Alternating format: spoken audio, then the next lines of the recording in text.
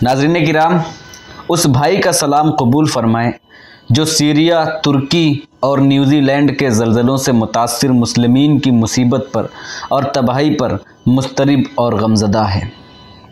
जैसे ही मैंने ये गैर मुतवक्का और मनहूस खबर सुनी, पहले तो मेरे होश ही उड़ गए, मगर फिर मुझे हुजूर सल्लल्लाहु ताला अलैहि वसल्लम की वो पेशन गोइयाँ अज़बर होने लगीं जो आप सल्लल्लाहु ताला अलैहि वसल्लम ने क़यामत की निशानियों के बाबत इरशाद फरमाई थी, जिनका ताल्लुक़ इन इलाक़ों से भी है जहाँ ज़लज़ले आ रहे हैं। तो आइए आपको बुखारी शरीफ की हदीस नंबर 1036 की सैर कराते हैं, इस मफ़हूम के साथ कि फरमाया नबी करीम सल्लल्लाहु ताला अलैहि वसल्लम ने, क़यामत उस वक्त तक कायम न होगी जब तक इल्म दीन न उठ जाए, ज़लज़लों की कसरत न हो जाए, ज़माना जल्दी जल्दी न गुज़रे, फितने, फसाद और कत्ल और तुम्हारे दरमियान मालो दौलत की कसरत न हो जाए।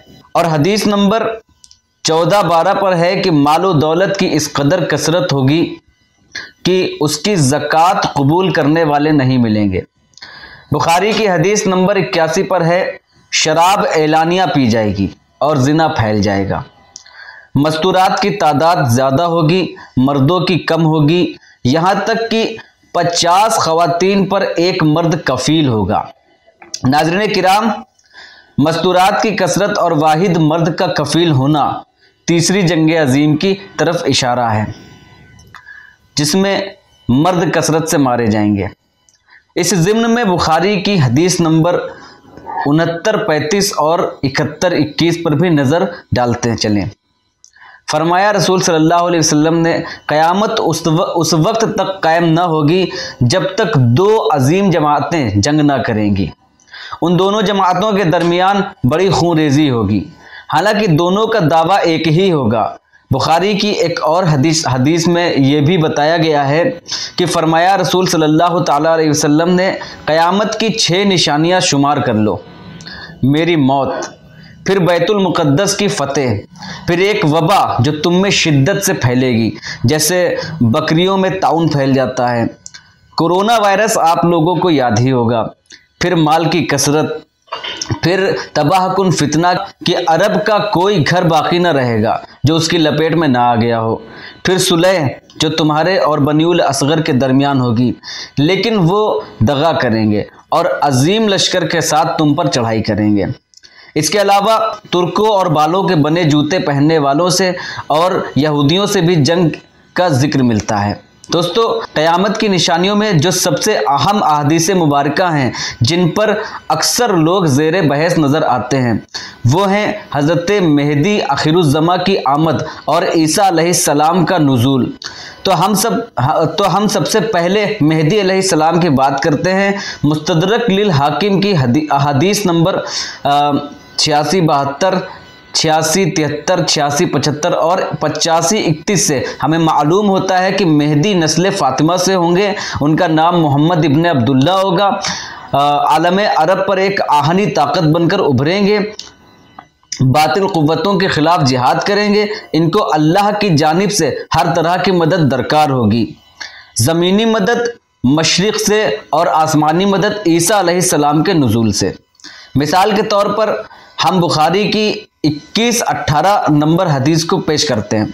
फरमाया रसूल सल्लल्लाहु ताला अलैहि वसल्लम ने, एक लश्कर काबे पर चढ़ाई की गरज से आएगा, जब मुकामे बैदा में पहुंचेगा तो उन्हें अव्वल से आखिर तक ज़मीन में धंसा दिया जाएगा। ये थी ज़मीनी मदद। अब अगर आसमानी इमदाद की बात करें तो बुखारी शरीफ की अहादीस नंबर 24-76, 34-48 और मुस्लिम शरीफ की अहादीस नंबर 390, 391, 392 वगैरह का खुलासा यह है कि हज़रत ईसा अलैहिस्सलाम का नुज़ूल एक आदिल हुक्मरान की हैसियत से होगा, जो सलीब को तोड़ देंगे, खिंजीरों को कत्ल करेंगे, जजिया कबूल नहीं करेंगे, दज्जाल पर गलबा पा लेंगे, उनकी सांसों से वो पिघल जाएगा, फिर वही मुसलमानों के कायद होंगे। ये थी आसमानी मदद। ये तो सब ठीक है, मगर अहले तशी के उस अक़ीदे का क्या जो 12वें इमाम 12वें इमाम हज़रत मेहदी हैं, जिन्हें इमाम गाइब और इमाम मुंतज़र भी कहा जाता है। उनके तवल्लुद होते ही इस खदशे से कि कहीं उन्हें भी कत्ल ना कर दिया जाए, एक गार में छुपा दिया गया था। तकरीबन 1200 बरस से आप उसी गार में रूपोश हैं। अहले तशी का अकीदा है कि वो आखिरी ज़माने में ज़ाहिर होंगे। हालांकि इस अकीदे को महज इस बिना पर मुस्तदरक नहीं किया जा सकता कि इतने तवील अरसे तक गार में कौन ज़िंदा रह सकता है। अल्लाह ताला ने असहाबे कहफ को 300 बरस तक गार में सुलाए रखा। आँख खुली, महसूस हुआ एक रात या कुछ उसका हिस्सा सोए हैं। हज़रत उज़ैर अलैहिस्सलाम 100 बरस तक मौत की आगोश में रहे। उठे तो एक दिन महसूस हुआ। हज़रत अहमद बदियुद्दीन कुतुबुल मदार रज़ियल्लाहु ताला अन्हु ने 596 बरस की उम्र पाई और 556 बरस सोमे विसाली में रहे। फरमाया, ये दुनिया एक दिन है जिसमें मैं रोज़ेदार हूँ। हज़रत ईसा अलैहिस्सलाम आज तक आसमानों में हयात हैं।